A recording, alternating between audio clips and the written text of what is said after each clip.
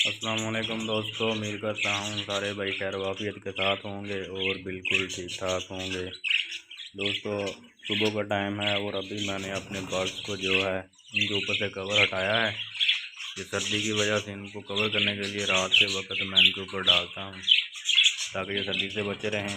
और अभी मैंने इनका जो ये कवर हटा दिया है और इनका केज की आज सफाई भी की है अच्छे से। और सारे बर्ड्स माशाल्लाह से बहुत फिट और बहुत खुश हैं, बहुत चहल पहल कर रहे हैं। आप देख सकते हैं शोर मचा रहे हैं क्योंकि इनके खाने का भी टाइम है इस वक्त, तो इनको खाना भी डालना है मैंने। माशाल्लाह से बहुत ज़्यादा खुश हो रहे हैं, सर्दी से माशाल्लाह से बचे हुए हैं, बिल्कुल ठीक ठाक हैं और फिट हैं। ये देखें,